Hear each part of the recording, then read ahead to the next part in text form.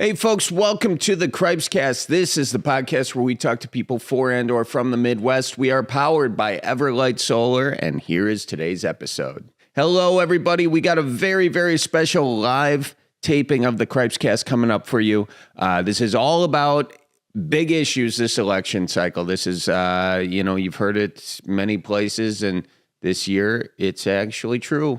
This election is probably going to be the most consequential for your life in several different ways. And so we just wanted to give you an episode to inform you on the issues, make the best choice you can. The fellow I'm talking to, given that I think, journalism as a whole, it's hard to get like real good, unbiased information. I wanted to bring on Mike Wagner, who's been on the podcast before. We did a live Cripescast a couple of years ago. I thought it was great. He is the director of the Center of Communication Civic Renewal and the director of graduate studies at UW-Madison. His whole thing is journalism coming from an unbiased perspective, giving you as much information as you can so you can make the most informed choice that you can. And we had a good time. We had some beers and let the audience ask questions too.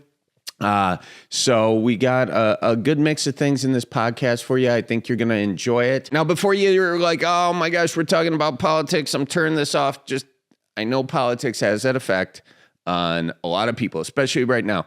But we're really trying to just dive into the issues here. Whatever way you go, this is a podcast that's meant for people on both sides because it's really just we're talking about the issues. We're focusing on the things that are happening, not one politician or another politician. So just, if you can, try and keep an open mind.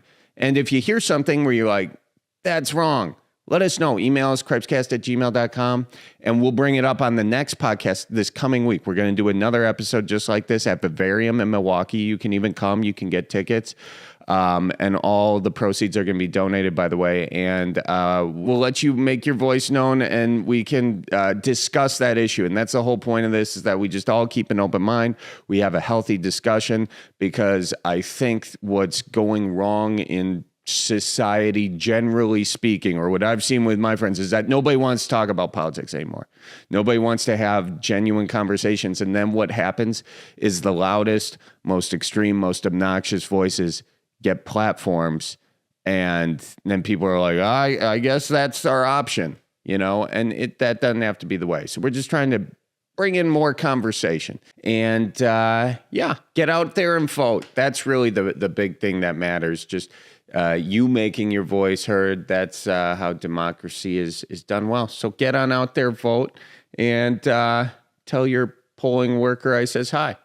Also, folks, I'm going to be on the road this week. I'm in Pennsylvania. I'm in York, Glenside, Wilkes-Barre. It's going to be a fun set of shows. Come on out and see me if you're in Pennsylvania. And also, we're still raising money for Doctors Without Borders. Checking them out, doctorswithoutborders.org. And without further ado, ladies and gentlemen, here is my conversation with Mike Wagner. All right, are you guys ready to welcome to the stage Mike Wagner? Give him a big round of applause. Get him up here, ladies and gentlemen. So, I got to ask you a question. How are you feeling about the last time you were here? I talked a lot of crap about the Vikings. I did. And I'm not sorry about that, but I am sorry you guys are doing so well this year. So, good football teams don't have a history of losing to the Detroit Lions, which the Vikings just did on Sunday. So, And I was kindly not going to bring that up. I appreciate that. I did. I was rooting for the Lions. I like the Lions more than any other team in the NFC North because they've really suffered through a lot. Do we have any Lions fans in the audience? All right, you hear that? Do we have any Bears fans in the audience? Okay. Find a Lions fan. They have a used paper bag that you guys can wear. I know you think your season's going okay now, but wait a couple weeks, all right? Mike, can you kind of give people your background and sort of, I know Indiana is in your past, UW, the other red and white, but let everyone know kind of your deal here. Yeah, so I'm a professor in the School of Journalism and Mass Communication here at the UW. Before that, I was a professor at Nebraska. I also got my undergraduate degree in Nebraska, PhD at Indiana. So all the red and white Big Ten schools is my standard joke. Tried the rest at the best, that kind of thing. I'd been a reporter and worked on political campaigns before I did all of that stuff. And so I've been around politics and elections and the news my whole life, and now I study it and teach students about it. That's awesome. Now, just to give you guys a sense of how this is going to go tonight, I have in my pocket some questions, okay? But if you guys have any questions, Colleen Maraca, my producer, And my former student. And your former student. Give her a big round of applause, ladies and gentlemen. Colleen Maraca, I don't know where she is.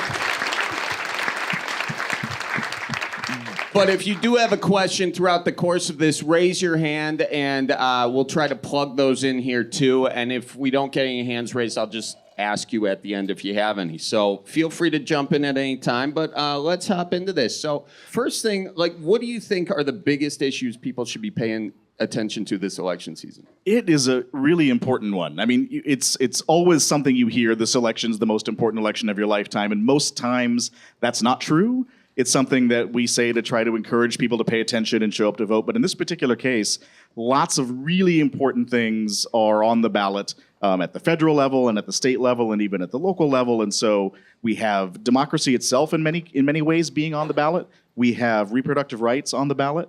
We have questions about immigration on the ballot. We have a president who's going to inherit a war in Ukraine and a war in Gaza and other places that are simmering around both of those places and other places. And so it's a pretty consequential time to be paying careful attention about what it is we're going to do. And so those are all big issues right now. Inflation, I suppose, is another one. So how we spend our money and how far it goes, how safe we're going to be, how safe the rest of the world's going to be, what rights do we have with our own body, and are we going to live in a country that respects the outcome of elections? Those are the big things, I would say. All right. Well, yeah, that's no shortage of issues there, my guy. No, well, I think the one thing that they always say people vote on is the economy. And the U.S. economy, you see the stock market, it goes up. I mean, it's had a couple down days, but it's by and large up, and yet still inflation is high. It's hard for people to get groceries. Like, how are we balancing those two things? Is this just the widening gap between the rich and the poor? Is it tech stocks are supporting the general drive of the S&P and the NASDAQ and everything? Wow. Well done. Did I just ask a question and then answer it? That is terrible. I would say, we're still recovering in some ways from COVID and all the things that happened to the supply chain globally, which affected inflation globally. And so that wasn't just a U.S. problem. We recovered faster than almost everywhere else, but we're not all feeling it in the same way, largely on the backs of income inequality and some of these other issues you were raising. And so, economic change is slow. It takes us a long time to feel it when things start to get better. It takes most of us, a long time to feel it because we're not super wealthy. And, those of us who are Midwest cheap feel this as it comes, a little bit later. Yeah, and so you have both candidates out there, Harris and Trump, saying that their economic plan is going to be better for the rest of us. What do the economists, what do the experts say about this situation? So economists are also kind of polarized like the country. And so some are really pushing tax cuts for the most advantaged of us. Most economic forecasts and most economic predictions about the two plans say that Harris's is probably on balance a little bit better for the middle class. Neither economic plan is very good for the very poor, and Trump's is better for the very wealthy. Got it. Okay. Now, we always hear about the debt, the national debt, and how we got to pay that down, and none of us are going to have Social Security. By the way, you guys should really save your money for that whole situation. We're screwed, all right? That's what I've taken away. But, is there any hope, or is it just like climate change where, we're just going to ignore it and then have a bunch of financial hurricanes and be like, it's the weather? As a college professor, I've noticed that, many students often wait. I tell them they're under no obligation to wait until the night before to start their assignment, but many do. And that's how we often are as a country when it comes to trying to solve big problems like climate change, where if we do the stuff now, the politicians who made us do it will not benefit because we'll have to pay more money and things will be frustrating. And the benefit will come in 20 years. And so politicians want to do things where the benefit is in 6 months or 12 months or 18 months. And so to save Social Security, to roll back the problems of climate change requires politicians to look forward in a way that they tend not to. And one reason that they don't is that we reward people who give us stuff now, not people who give us stuff later. Yeah, it's really interesting because if you look at, we hear that Democrats are better for the environment. Is that true in terms of our use of fossil fuels? Have Democrats done enough on the environment that people who are curious about the environment, or that's their main voting issue, that they have reason to keep voting for Democrats? I would say they've done more than Republicans when it comes to regulating fossil fuels, trying to find creative ways to find alternative energies, trying to find ways to make it less economically advantageous to burn oil for all the things that we burn oil for. But I think even most Democrats would say, no, they haven't done enough. As the current president liked to say when he was still running for president, don't compare me to the almighty, compare me to the alternative. And so his view was we're doing more than the other side, but that's not a great slogan. We're slightly better than the other side is not a thing that motivates most of us to want to show up and do something. And is there a way to change sort of that general thing about politicians only caring about like the next few months?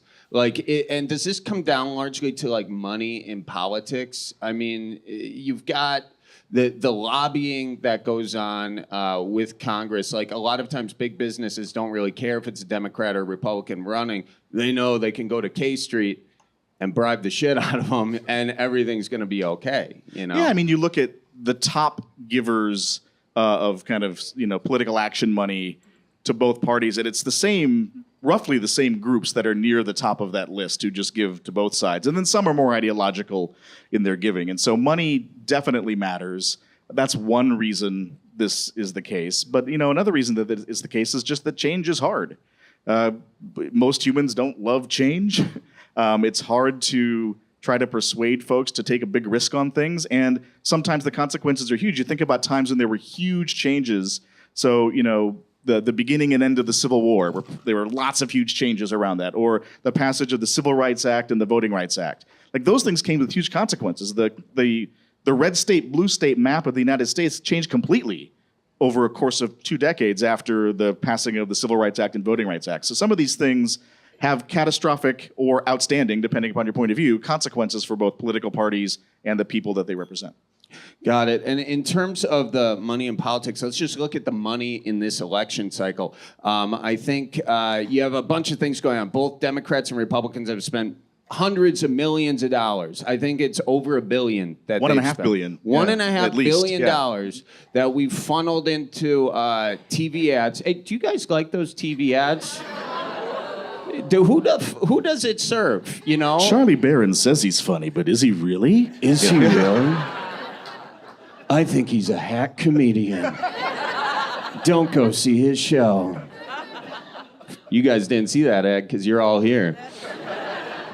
I mean, they must work. Do they work, the political ads? They do a few things. So negative ads, things that make us afraid, tend to make us search out for more information, right? So like you walk out on State Street and you hear rustling in the leaves, you pay some attention to it. If it's a person walking, you keep walking.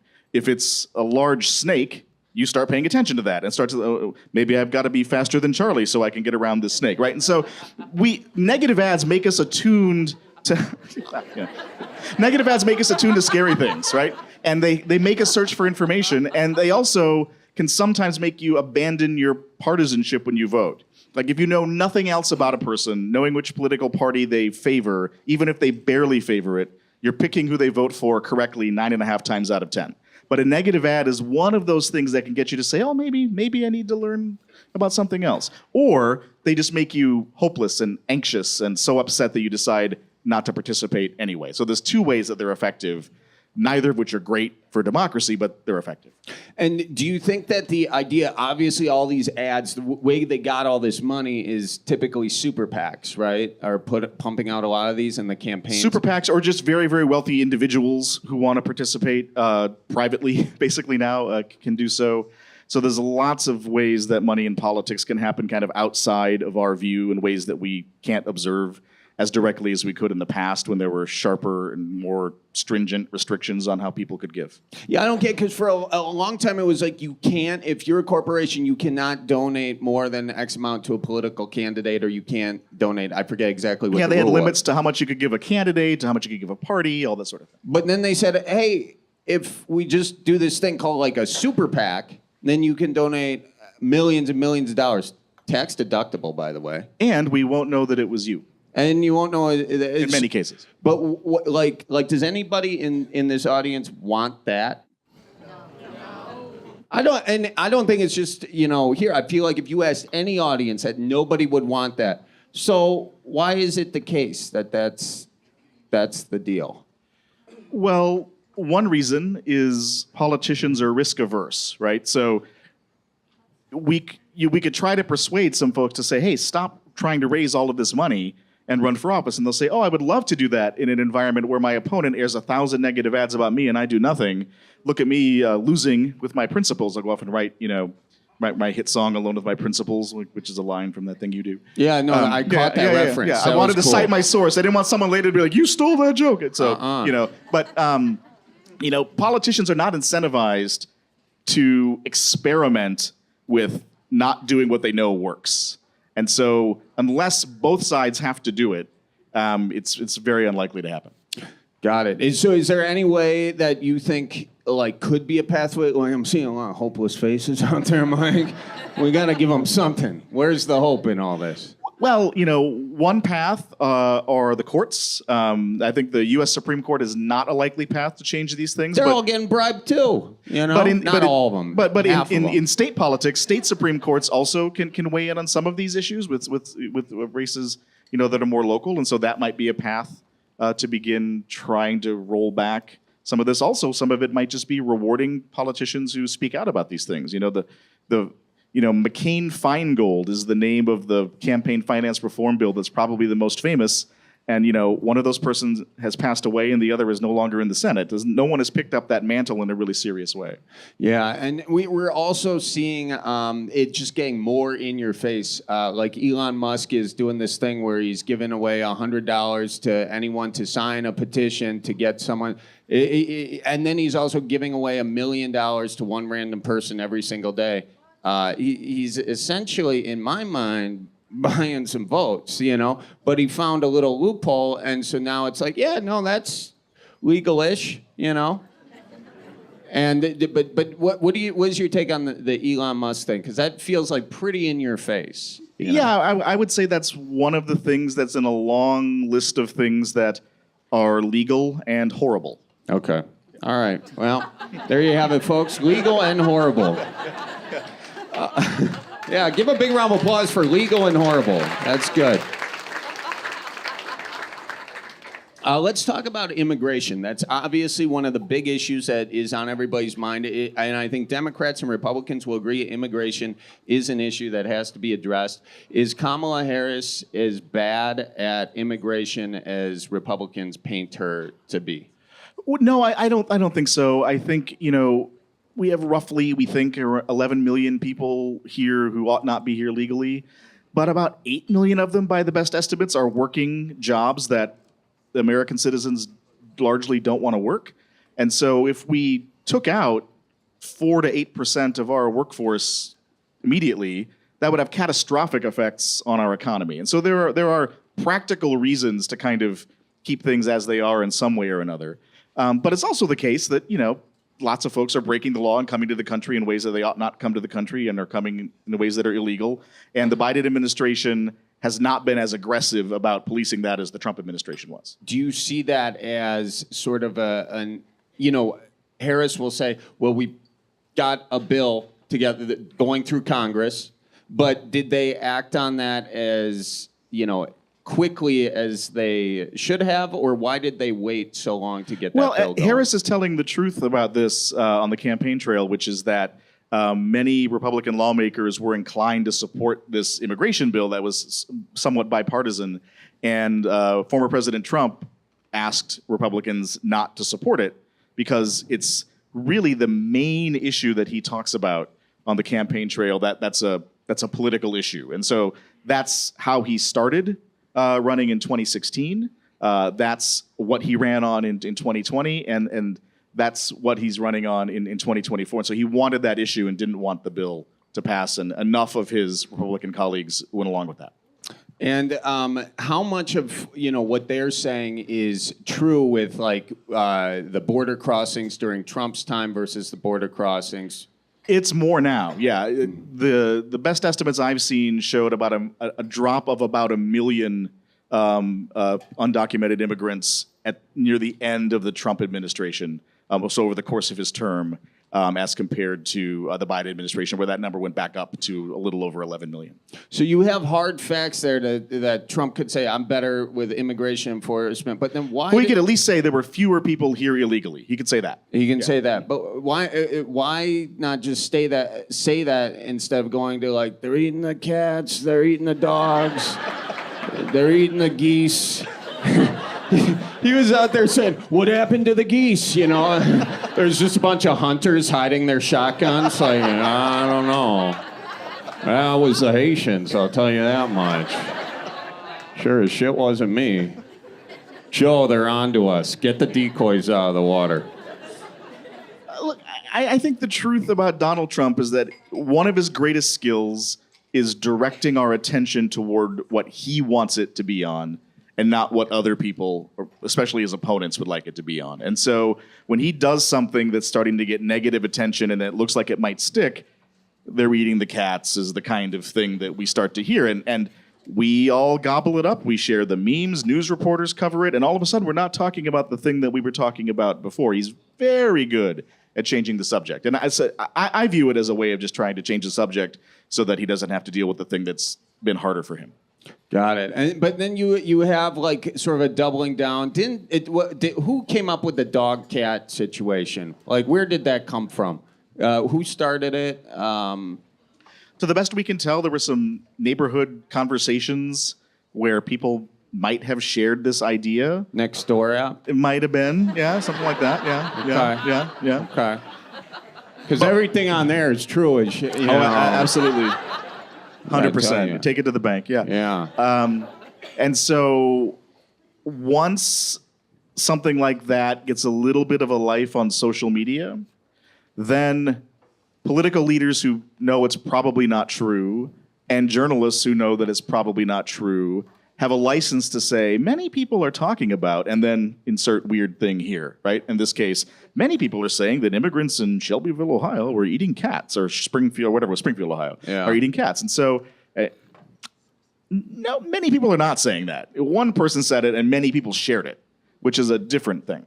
Todd, who went to the gas station and was like, are those Delta 8s legal? Took 3 of them and was like, I saw him eating cats out there, It's all from Delta 8, guys. Just legalize weed, all right? That Delta 8 is poison. It's poison. How do you think the McDonald's thing is going to translate?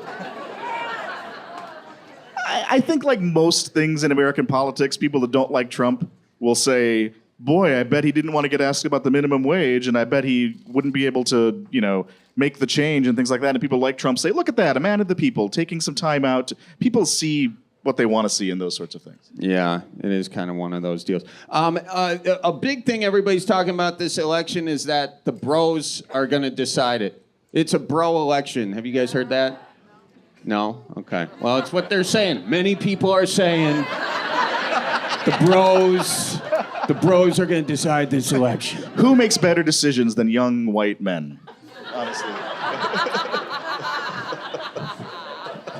What's so funny? As an old white guy, I don't mind saying. Well, what is the deal with the bro vote? Well, there's a couple things happening, I think, that are really interesting. And one of which is, and I see this on our campus, and I see this when I talk to my friends who are teaching students around the country. Younger men are increasingly disaffected from the political system, right? They recognize, okay, most people in power look a lot like me, and that's probably not good, that's probably not fair, that's not equitable. But I don't want to have to pay for the sins of the previous generations. I would like to have a chance to go to college and be successful. And then at the same time, there are places that will tell them, it's not really your fault if things are going bad for you. It's really the fault of, and then maybe it's Kamala Harris, or maybe it's women, or maybe it's the liberal media, or they'll just kind of give a boogeyman. And there are places where younger men are more inclined to get information, which coming in the form of podcasts, that are kind of appealing to a lifestyle that's a little political, but it's mostly other things. Like Joe Rogan's podcast, as an example, is extremely popular, and it's a lot about ultimate fighting and fitness and nutrition and comedy and breaking up your friends and making fun of them and having them make fun of you and all these kind of things. And then there's some politics, and then there's also a sprinkle of bizarre misinformation.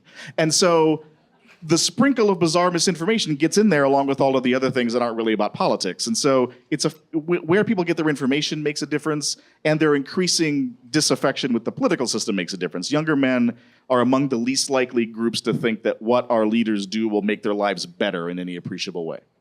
Okay, so, and actually, when you're talking about the podcasts, I don't know who will listen to a podcast, guys, but you are seeing that people are a lot of the presidential candidates in this run, they're coming on podcasts as opposed to talking to the media, the traditional media. That's right. And so we're seeing this sort of truth and just standard journalist practices are kind of like not getting the spotlight. And what is getting the spotlight is podcast stuff. Sure. What is that doing to democracy, you think? Well, I don't know that it's great for democracy, but I also think that there are some reasonable reasons that folks who listen to these podcasts have for wanting the hosts of these programs to vouch for candidates. Younger people have lived in a society that's been deeply polarized their whole lives. There's been kind of constant wars. There have been huge economic crashes. They see an intractable Congress where people cannot get along. And they're looking for leaders who they believe are authentic. And one thing that a lot of folks who host podcasts really prize is being real, being authentic. That's the really famous kind of female skewed podcast Kamala Harris went on. That's the case with the Joe Rogan Experience. People view the hosts as authentic. Like the whole, Kamala's brat, that was out. She's real, right? She's authentic. And that is a useful thing to know about our leaders. It's less useful to know than, are you competent? What are your ideas? How do you make decisions under pressure? Those are things we really want to know about our leaders, and we don't learn them from podcasts. Well, and you're a journalism guy, so how does journalism find its way in this media that seems to care less and less about journalism? Yeah, short of publicly funded journalism that would solve a lot of the economic problems in the economic model, I think journalists probably, it's hard I don't want to speak about them en masse. Lots of reporters are doing really good investigative work and doing really, really kind of heroic local news, trying to cover local issues, and also happens to be the sources that people trust the most. So there's lots of good things happening in journalism. But it's also the case that most newsrooms are getting smaller by the day. Newspapers are closing down. We're losing the kind of information that binds us together civically. Not all the stuff in the paper is about politics. It's about movies and shows like this and community events. And when we lose those things, we start to make it's easier for us to see what divides us and harder to see what unites us. And so journalists, I think, need to find a way back to being trusted sources of information. And it probably comes from being more fearless when it comes to just saying, these things these folks are saying are not true. And they will be upset, and they will threaten us, and we will continue to say that these things are not true when they're not true. Yeah, because when you have a presidential candidate not go on, Harris was not doing interviews for a long time leading up, which I think that was problematic. And then Trump is, he turns down 60 Minutes talking because they're going to fact check him. But that is that's the whole point, dude. Otherwise do a rally, But why is that that's just accepted by us? Is okay, he doesn't want to get fact checked. Even in the debates, they don't want to get fact checked. But wouldn't a debate be way better if there was a bullshit buzzer? It would be fantastic. And that's who won the debate. The guy who got the less amount of bullshit buzzers, That would be a way better model than what we have now, honestly. Let's do it. I'm in. You know? What? You should host it. Yeah, I'm going to start making my bullshit buzzer. That's a good idea. I want to keep going on to a few different topics. One thing I thought that was really interesting, you guys heard my whole rant on artificial intelligence. Not one question about artificial intelligence in the debate, but artificial intelligence is a thing that's already driving society. It's already probably driving these wedges between us largely, because that AI is in your algorithm, so it shows you more of what you already see. That's how people go down the rabbit hole, as I've gone down the AI rabbit hole. But and then not just that, it's the workforce. You see these robots coming on. That's going to deplete the workforce in just the coming years. And nobody's talking about from the workforce standpoint. From the environmental standpoint, you had Google that was saying, hey, we are going to be carbon neutral by, I think, 2030. And then AI came along and they're like, yeah, that's not happening. Because all these AI things take so much energy that Microsoft is reopening 3 Mile Island, right? Which, do you guys remember that from history class? Some bad happened there. I think it melted down. But they're going to give it another go. And... so environmentally, what would make sense is to take AI and say, all right, AI, help us fix the environment like ASAP before we like burn ourselves out of this planet. But instead we're saying like, let's let this robot water your plants. I can water my friggin' plants. Actually, I can't. I've killed many plants, guys. I have one living plant. It's a rubber plant. It doesn't need to be watered. But so many issues. And then I'm going to throw one more at you. Just answer the whole thing. China's looking at Taiwan. Taiwan's got all the semiconductors. Everything that makes AI is in Taiwan. And China's like right across the drink going, we are going to get these sons of bitches real soon. And that's going to happen. And we're distracted with two other huge conflicts. And I think China's going to be like, all right, now that they got all their Navy over here and this over in Russia, we're going to go take Taiwan. That's what I think is going to happen. But after that long-winded, rambling kind of question, what do you have to say for yourself? I'm sorry, Charlie, I can't answer that. No. It's so complicated, right? I mean, in the amount of time it takes you to say to ChatGPT, write me an essay for my Journalism 200 class, when it gives you the response, that's taken more water than was in my beer, right? And so like that's just one thing, one time, not what's fueling these algorithms on social media or fueling the chat bots. When you want to talk, human being, please. I want to help you get your ticket on Delta. Human being, please. What's your flight number? I need to talk to a person. And they just, these things are happening constantly, right? And it's happening in an environment where the moneyed powers that be want this revolution because it'll mean fewer people they have to pay, right? It'll mean fewer workers. And that's a real issue. We haven't heard anybody really on the campaign trail talk about that because they, as you say, really haven't been asked very much about it. We don't know very much about the ethics of AI as a society. There are lots of people who study this and care about it, but most of us haven't thought about what happens when the algorithm or the artificial intelligence disagrees with what we want it to do as its programmer and creator. These are all open questions that we just don't know the answer to. But AI is already a huge part of our lives, from the stuff that we get on the stuff that we see on our social media feed, to the chat relationships we have, to when Google completes what it is you're searching for. Like, all these things are algorithmically trying to figure out how to best serve us from one point of view, which is to keep our attention, right? It's a best service, like you were saying before, like the doom scrolling, right? It's wanting to keep you on the platform, wanting to keep us not doing other kinds of things. There's not a great answer to this that we've heard from any of the people who represent us, and there certainly haven't been great answers from those who are running the companies that are doing these things. Folks, excuse the interruption, but I want to let you know the Cripescast is presented and powered by Everlight Solar. The Cripescast studio has been powered by Everlight Solar for several years now. Let me tell you, it's been a constant and cost-effective power. If you're a regular Cripescast listener, you know that I am a big, I like fishing, so I like the environment, and this is one way to help my fishing for the future and help my kids fish. if I ever have kids one day in this hypothetical scenario.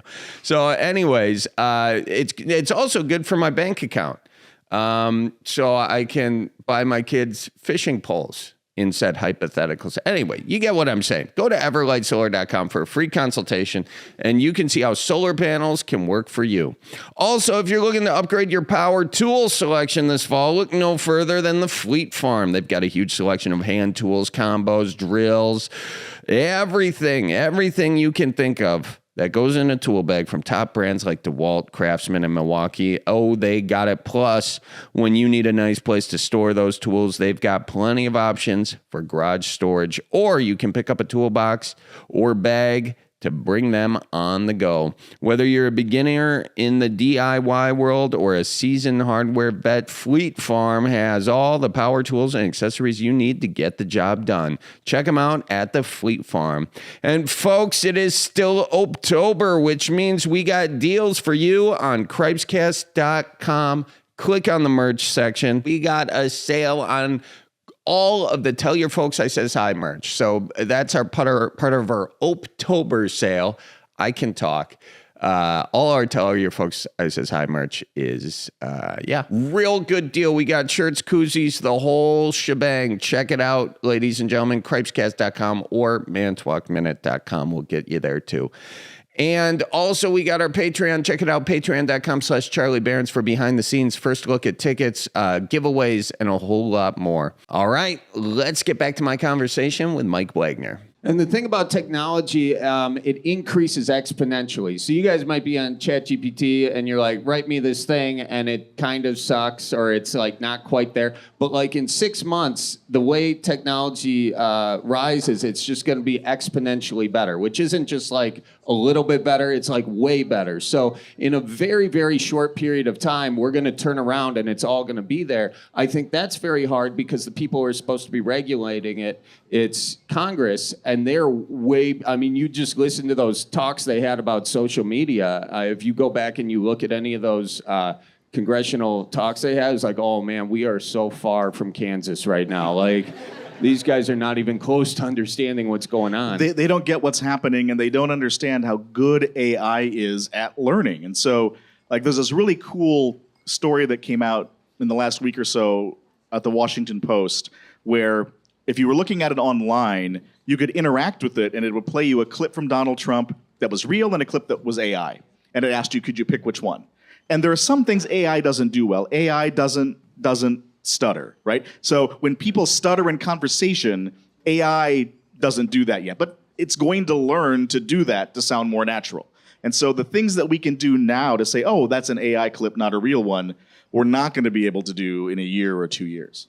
Interesting. Yeah, and you're not going to be able to figure it out. And these robots are already taking jobs in warehouses. I feel like you're going to have a howling out of the middle class. I mean, is there anything that people in this audience can realistically do to at least raise issues for that? Like, if people are feeling hopeless about it, like, what can they do that's productive? Well, I think they can demand that their lawmakers take this issue up at least and decide to talk about what kinds of protections might be in place for workers who are at risk for being, displaced, or which is a fancy way of saying fired by AI, right? There's probably some things that workers themselves can do to organize and try to get their management to find ways to protect them, to retrain them, to find ways to still be productive. I do a lot of flying for my job, and so I'll go and give a talk at a university or do research or something, and I've just noticed you can not have to talk to a human to get food at the airport anymore, which wasn't the case 2 years ago in most of the country. And so now you press a couple of buttons at the McDonald's and it all comes out and you never see a person. Like, these things are happening, as you say, it's hollowing out the middle class, it's hollowing out people who are also participating in the gig economy to try to find other ways to make ends meet. I could keep diving down this rabbit hole for a long time, but I want to keep going a little bit. Let's talk about third-party candidates. We've got on Wisconsin, I think RFK is on the ballot. Jill Stein is on the ballot. RFK has dropped out. Jill Stein says she's not dropping out, and she's actually made a lot of ground in the Midwest, specifically Michigan, where there's a very large Arab American population, who is obviously not happy that we are just giving Netanyahu kind of a blank check for bombs. And so it's sort of, you can see how you can lose Michigan real quick. That's 200, 300,000 votes. Biden won by, I think, 150,000 or something the last election. It's going to be very tight. So, and a lot of those folks are going the way of Jill Stein. But you also have Trump, who's been very clear that he will support Israel 110%, whatever. So it's probably going to be worse with Trump. And yet you can't ignore what's been happening over the past year with respect to a terrible thing happened, so awful what happened to Israel. But Israel's response, if you look at the number of dead people, has been exponentially higher. So it's hard for people to navigate this. But what's your thought in terms of third-party candidates? Third-party candidates usually do best when there's one issue that they can kind of corner the market on, so to speak, and an issue that is to the extreme side of the candidate from one of the two major parties. So Ralph Nader and the environment, as an example, in 2000, Jill Stein talking about this issue, in 2024. And so trying to find a way to siphon off enough voters from one side to be able to continue getting on the ballot in the future and can maybe try to do some things that can help the Green Party build itself.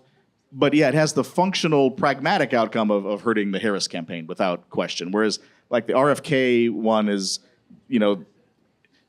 that seemed to be kind of pulling roughly equally, maybe a little bit more from Trump supporters. Again, neither of these folks are getting a lot of votes, but Wisconsin was decided by just over 20,000 votes in the last presidential election. And so changing that many people's minds over one thing when the functional difference between the two candidates isn't enormous seems like a strange choice. Yeah, I mean, I was talking to one of my buddies. He's Syrian, and he obviously the Middle East is a huge issue for him. And he was saying he wants to vote Jill Stein because if she gets 5% of the votes, then they get funding. The third party gets funding the next go round. That's sort of that logic. What can you explain what that is for people who don't understand? Yeah, it's hard to get on the ballot. The two major parties make it hard for third parties to get on the ballot because in a society where one more vote than the other side wins everything, the incentive is to make it so that there are two parties on the ballot, which maximizes your chances of getting one more vote than the other side. And so they really want to make it hard in general for third parties to get on the ballot. And then they're selective about that philosophy when there's a third party candidate that might pull from the other side in a particular state or in a particular race. And so, yeah, the Green Party wants to get that funding. It's super unlikely to happen, but that seems to be among their goals. With all these issues going on around the world, especially the conflicts, in Ukraine and Russia and, Israel, all that, there's so much information and misinformation. And that's really actually something that travels across all these issues where you can be super on one side of it and find yourself down the rabbit hole. And how could anyone think the other way? And I think just for people out there who are trying to get a balanced view of what's going on, how can people have a healthy media diet? Yeah, I think the first thing I think people need to try and do is become more familiar with the phrase, "I don't know." We're so certain about so many things, and much of the world is uncertain, and much of the predictions that politicians we like and politicians we dislike make are guesses at best. And so part of what needs to happen is I think we need to be more open to the idea that we might not know everything. We might be wrong about some things. And in the research into this is one of the things I study. People who are willing to admit they don't know are way more likely to learn things from the news media and come to believe more things that are verifiably true. People who are really knowledgeable but have a really low trust for the news are the most likely to believe in conspiracy theories because they have enough knowledge to be able to spin stories for why the thing that happened should not have happened to their side. And so we need to find a range of sources that aren't just telling us our side is great and the other side is the devil. I think it's one thing we can do. Another thing is to try to talk to people who are a little bit different than us politically. In Wisconsin, when I moved here in 2012, 1 in 3 of us had stopped talking politics, but would talk about other things with our friends. And in 2022, when we repeated that survey around the midterm elections, it was 60% who'd stopped talking politics. And it was 20% who just cut people out of their lives altogether. And so they're just saying, we disagree, you're out. And, sometimes that's reasonable. Like if you say, if you said to me, you're a professor and you're hell-bent on indoctrinating my students and you shouldn't be able to live and I can't wait for your house to burn down. Maybe I cut you out of my life and that's reasonable. But if you say... Cut your uncle out of your life? Yeah. What the hell are you doing? But if you say to me, I disagree about tax policy, we disagree about AI policy, we disagree about the environment, but we can still be friends, too many of us are turning our backs on folks who disagree with us, but aren't impugning our right to live as a citizen or those sorts of things. And so I think we need to talk to people who are different than us. We need to seek out sources that do more than just tell us that we're right and the other side's wrong. Got it. Yeah, give him a big round of applause for that.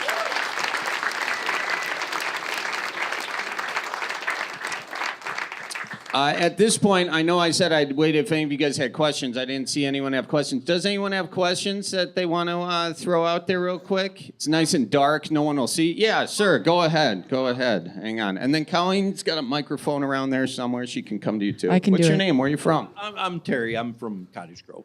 Oh, beautiful. Yeah. From Iowa. Originally from Iowa. Good for you. Yeah. Student loans. We talk about forgiveness and it polarizes people and all that. How come nobody says let's just move it to 1% interest rate? 1% interest rate on the... Or 0% interest rate. Let's These talk about are the other student solutions that our leaders would be free to propose, right? And what we don't see that sort of thing happening. Yeah, that's. I'm not sure why that is. Probably because but I think the calculation would be, if we can forgive the loans for those who want them forgiven, then that's going to really make the folks who got them forgiven happy and continue to vote for us. And it'll probably have a bunch of other ancillary benefits that they'll spend money on things that aren't student loans anymore, probably local businesses or Amazon, if we're being honest, right? But then if you don't want to do it, then you're exacerbating this problem, making it more and more expensive to go to college and making it harder and harder for people to ever get, making ends meet. So there are these pragmatic middle of the road things that don't have the juice that they had in the 70s and 80s and even early 90s. And that's because as soon as you probably start talking about percentages on student loan, as soon as you said percentage, I heard 5 people fall asleep, because anything involving numbers, it's better to talk about the cats and the dogs. I really got to work on my impression. But We got one right here. That's a great Yeah, question. Thank you very much for that. Hey, can you hear me? We got one right here. Oh, yeah. Right in front of you, up here. Okay, There I you got are. it. I'm Chris from Waterloo. Could you speak? Hey, could you Chris, speak? Waterloo. Could you speak about the amendment to the Constitution? The amendment to the Constitution. Which one are we talking In- about in- there? in my Wisconsin. God? In There's Wisconsin. a few of them, I think. The proposed amendment. I'm sorry, about the change in the one word. Change in the Yeah, I law. mean, I'm not a legal expert, so I should probably just stop talking there, but I won't. And maybe I know a legal expert who's here, so you just yell out if I'm wrong.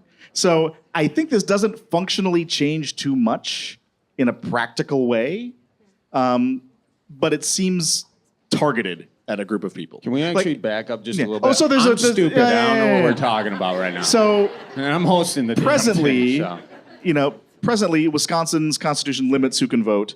The amendment makes that even clearer, but doesn't change it. Basically, am I wrong? Where the hell's our legal scholar at? Are you the legal scholar? Yeah. Are you involved in legal? Come on up here. Answer this damn question. Yeah, there we go. Thank you. Jeff does great legal. Okay. Great legal. Here, come up on stage so people can see you here. Sorry. All right. All right. It is illegal for non-citizens to vote in federal and state elections in the United States and in every state in the United States. That has not always been the case. If you go back to statehood here in Wisconsin, almost no one who lived here was a United States citizen. And so what you needed to do to vote was you needed to say, I intend to become a citizen. And you could vote in Wisconsin elections. A long time ago, like a century ago, we changed that. And so the Wisconsin Constitution now says everyone in the state of Wisconsin who is a citizen is eligible to vote. The proposed amendment would change that. So instead of saying everyone who is a citizen is entitled to vote, it would say only citizens are entitled to vote. But as I already said, it is already illegal for non-citizens to vote. And think about this, right? 3.3 million people just in the state of Wisconsin voted in 2020 in the presidential election. So the benefit, if you are not legally in this country, of trying to vote is extremely slim, right? We have close elections. We don't very often have elections decided by one vote. The penalties are immense. So as Mike said, this is really a solution in search of a problem. We don't have a problem. No one can show that there are non-citizens voting in Wisconsin. No one can show that there are non-citizens really voting anywhere in the country. And this is really just another political talking point. All right. Well, there you have it. Thank you very much. Appreciate that. It's very rare that I was relatively right when talking about the law, so I feel good about that. Yeah, you were on point in retrospect, you know? Yeah. I like that we can ask the audience for questions and answers. This is great. That's right. This is friggin' Are there any awesome. medical doctors? This is sore, and I can't. Yeah. Charlie, we got one more over here. Yeah, sure. To your left, I think. Okay. No, or right. Right? Yeah, Oh, my here. other left. Sorry, other. We didn't cover left and right in J201, so it's okay. Hi. Hi. So as a communications expert, Mike, so over the last several weeks, we've had, a ramp up in text messages, in ads that we've seen. We had a J.D. Vance, Tim Walz debate. We've had a Kamala Harris and Donald Trump debate. As far as the communications coming from both sides here, from the Republicans and Democrats, do you feel like there has been a change in momentum for either political party based on the communications that they're putting out there? Do you think, the debate between Tim Walz and J.D. Vance helped one party or the other as far as the ads that we're seeing? Do you see momentum for either party based on their communications in the last couple weeks, month here? That's a great question. Not really. I would say the Walz Vance debate really didn't matter in terms of people's vote choice. It was a temporary, relatively genteel, compared to other debates we've seen in the last couple of years, reset in a way, but it really didn't change anybody's vote choice. It didn't bring more people into wanting to vote. It didn't get people more enthusiastic about the election or anything like that. We've really seen kind of lurches of momentum amongst this very small pocket of people who say they aren't sure about who they're going to vote for, and another small group of people who haven't yet decided if they're going to vote. And so one thing that's happened as this race has gotten even closer over the last couple of weeks is the Trump messaging on immigration has become much more strident and stark.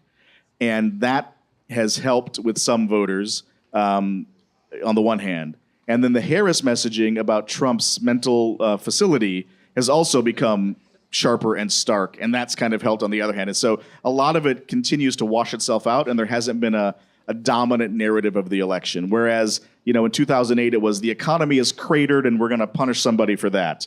We're going to vote for a candidate from a new party to try to fix this. And in 2020, it was we were through this pandemic, and there was this huge job loss and all these terrible things were happening. And so we're gonna change who's in charge. And there's not that kind of issue that is clearly pushing us in one direction or another, as there often are in presidential elections. Thank you for the question. Right here. Up Yep. front. Yep. Yeah. Got it. Hi, Hello. Laura from Oregon. Oregon. Nice. Oregon. Oh no, I got that wrong. Oregon. Yeah, not Or- originally. Clearly. Oregon, the city, or Yes. the trail? Okay. Deal. You guys have talked a lot about sensationalized media and just polarized parties. You even talked about independent or green parties and what that does to taking votes away. Where for our primaries, you always have to do a partisan ticket. Why is that, and how do we change that so that those of us who don't align with individual parties can vote more in line with our beliefs across parties? Interesting question. Yeah, thank you. Thank you. It's a really good question. Yeah, the parties don't want it. And so they're unlikely to change how they administer those elections. Like they're picking their party's candidate, for different offices. And so some states have open primaries where you don't have to be a member of the party to vote, but you only get to vote in one of them. You can't vote in both. And so it's just the parties don't see it as part of their incentives to give people a wider say. And I think, we can understand some of why that might be. So if there are two candidates and one is objectively terrible, the folks in the other party should vote for the objectively terrible candidate in their opponent's party and try to get them on the ballot, right? And so, there are reasons parties don't want to do that. And so it's really difficult to give folks a wide range of voice in the primary process. You could do it with your donations, you could do it with knocking on doors, but one person, one vote, even in the primaries. Thank you for the question. Do you feel good about that? Any follow-ups? Real good. Okay. Same section a little bit farther back. Solving Shirley? no problems, but talking anyway. Yeah. Yes. Hi.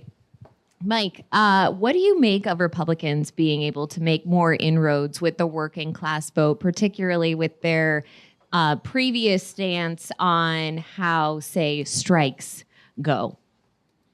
Yeah, I think that many voters are not making decisions on the criteria that people who are watching them would like them to make decisions on. So, it might be that their criteria is about a completely different issue that's not related to, is this candidate objectively good for my job or my business or my factory? It might be, I really, really care about abortion, or I really, really care about prayer in schools, or I really, really don't want to feel as though I'm not liked by my government. Like there is not a test we have to pass in order to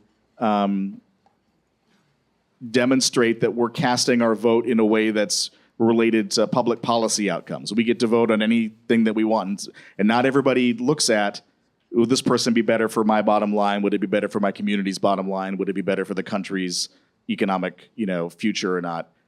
Some are looking at different kinds of things, from, gee, I'd like to have a beer with them, to I want to be in charge of what happens to my body, to I want them to make good decisions about foreign policy, to, I don't know, flipping a coin, voting. And all of those get the same vote. That's reassuring. Thank you very much. Back right center. Got it. Over here, yeah.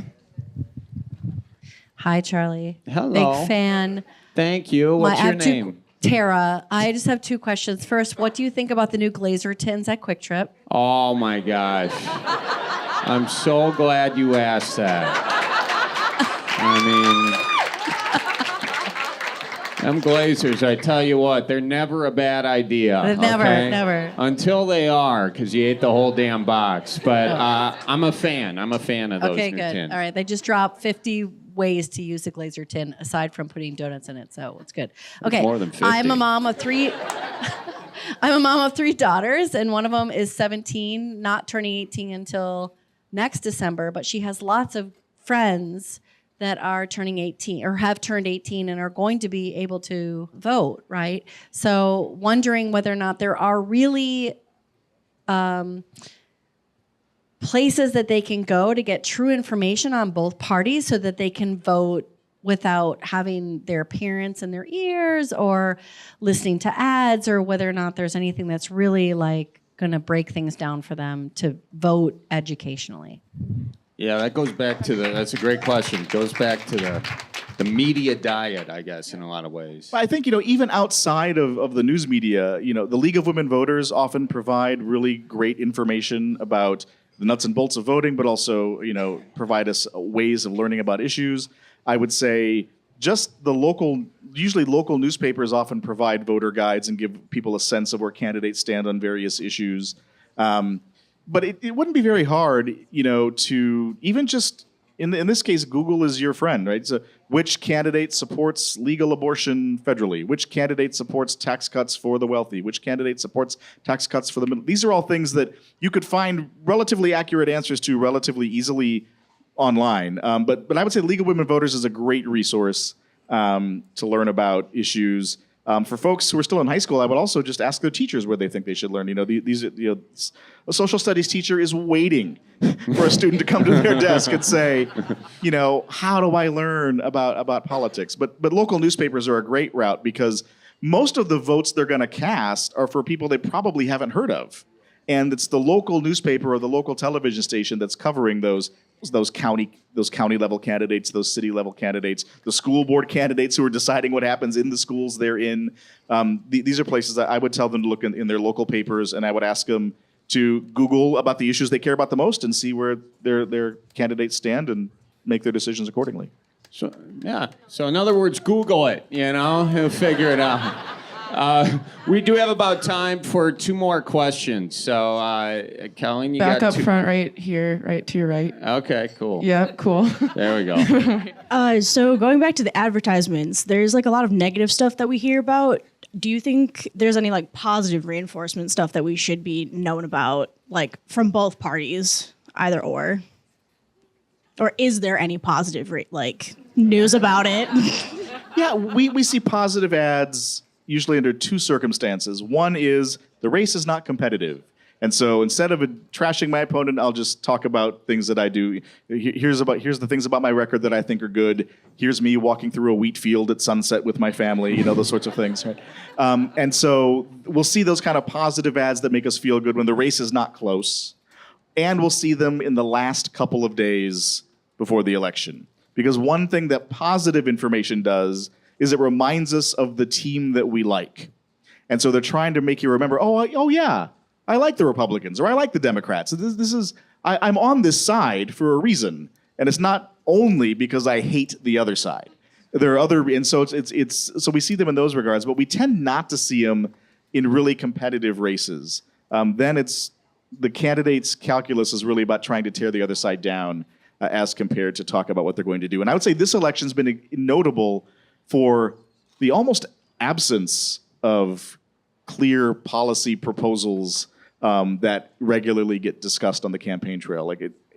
You could be a very informed voter and have no sense of what both of these candidates want to do on most things most of the time.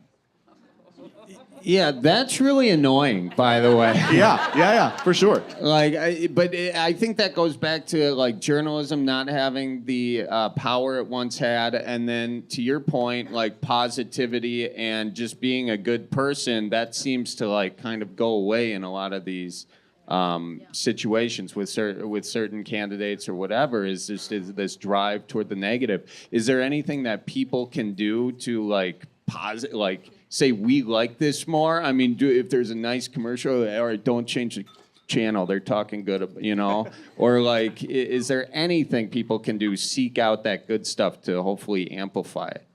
I mean, we are in charge of what we talk about. We are in charge of what we like on social media, what we share on social media. We don't have to share John Oliver just destroyed this. We can just share, hey, look at this nice thing that happened. We could choose to do that. Cat videos. Yeah. Or it doesn't even have to be cat videos. It could be my city solved a problem, right? Kenosha filled the hole, right? Yeah. That's what I'm talking about. Yeah. I'd like to see AI do that, by the way. Charlie, right here up front. All right, one last question. If we didn't get to your question, DM us on Instagram at Cripescast. We have another live one next week, so send them there. Here we go. Nice plug, Colleen. I like that. That's good. Hey, Charlie, my folks says hey. Oh, well, tell your folks I says hi, okay? That's really good. Yeah. Have them watch for deer, too. Yeah. Well, the rut is on. They're up there in Beaver Dam, so honk on your way by. Oh, I did the ski jump in Beaver Dam one time. That's why I talk slower with a stutter sometimes. Yeah. That's Waupun. That's Waupun? Yeah, sorry. Beaver Dam, I think they got one. Oh, Waupun, you must have really hit your head. That's a joke. Damn, see? That's why you wear a helmet on those ski jumps, guy. God dang. I kind of have a two-parter here. I'm wondering, would you agree that American politics could seriously benefit from a viable third party? I don't know. Not if we don't change the rules of how we award who wins the election. Otherwise, it's one side is going to continue to get ripped off if the third party pulls from one of the two major parties as compared to the other. And so it's too risky in a system where if you get one more vote, you get all of the seats. And other systems where if your party wins 30% of the votes, you get 30% of the seats. So in that kind of system, it totally makes sense to have more than two political parties. But in this system, you're putting everything you care about at huge risk in a way that you're not if there's a third party that could pull away from your side. And we think about, this is a slightly deep nerd dive, but it's near the end of the night. People have been drinking. I've been drinking. This is good. So when we talk about moderates, they are not all the same. Some moderates are libertarian. They want the government out of their lives. In the social world, don't tell me about my body. And they want low taxes. Don't charge me stuff. I don't want the government doing stuff. Don't tell me how to live. Don't tell me what to do with my money. Other people who are also moderates say taxes should be way higher on the wealthy to pay for social programs, and we should regulate a deeply Judeo-Christian set of moral values. And both of them, on a 5-point scale of how liberal or conservative are you, say 3. They are not the same. There's no centrist party. If there was one, they would just be one. The people in the middle are not the same. They're very different from each other. They're as different from each other as Republicans are from Democrats. They just don't have a team. Damn, you really went down there on that, didn't you? I side, spoiler alert, fair warning. Didn't you? Nerding out. Can I go with part 2 of that? Yeah. I have felt that we're at a place right now where there are a lot of Republicans who don't identify with the current Republican Party, but yet they cling to that title of being a Republican. Is that not an opportunity for them to start that viable third party as a more moderate party? And why haven't they done that? I think they haven't done it for the same reason that the Tea Party is not a party that appears on a ballot, right? The Tea Party took over the Republican Party. And the Eisenhower and Reagan Republicans are now looking for a home, and their best strategy to getting back to winning elections would be to retake over the Republican Party and to say the people who say tons and tons of things that are not true and demonize the other side about silly things and take our attention away from the huge problems that we have are not the people we're going to elevate anymore. They would have to make that choice. Presently, they're not making that choice. But the best strategy for the Republicans who are wondering about strong defense, low taxes, live and let live, need to be more vocal. And there have been examples of Republicans who do that.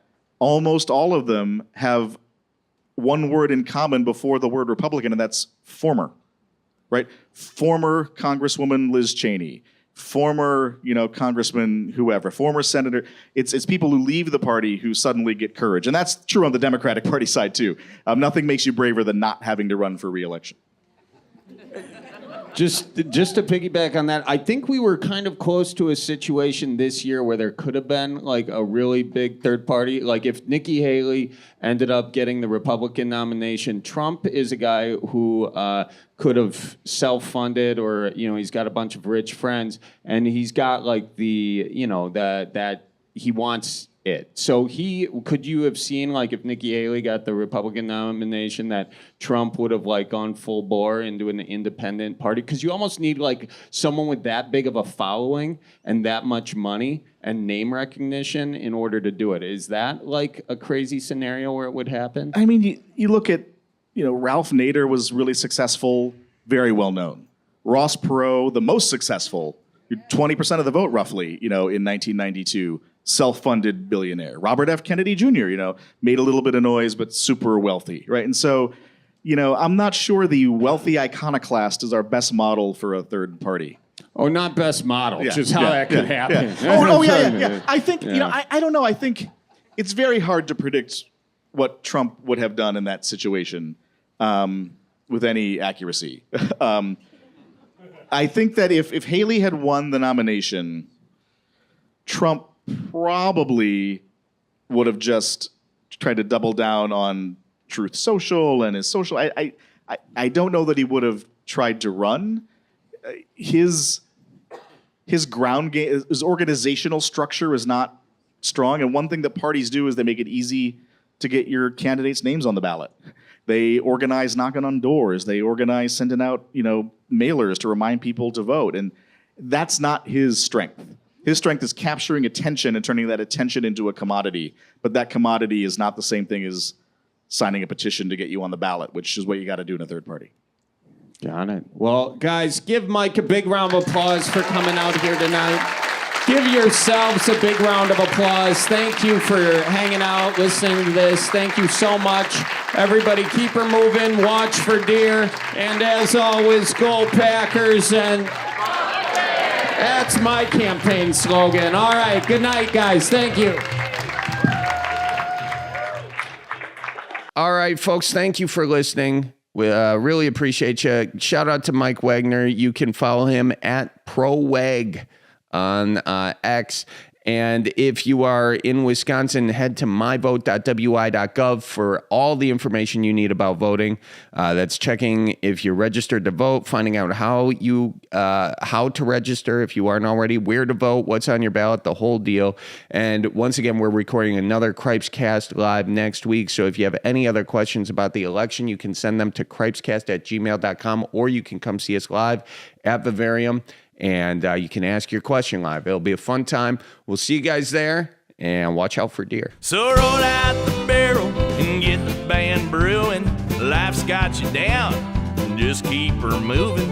It's on Wisconsin, the Badgers say it's the old Wisconsin Jubilee. You know, sometimes when you're ice fishing, you put your foot in the walleye hole and go ass over tea kettle, and you think you're done. No, you gotta keep her moving.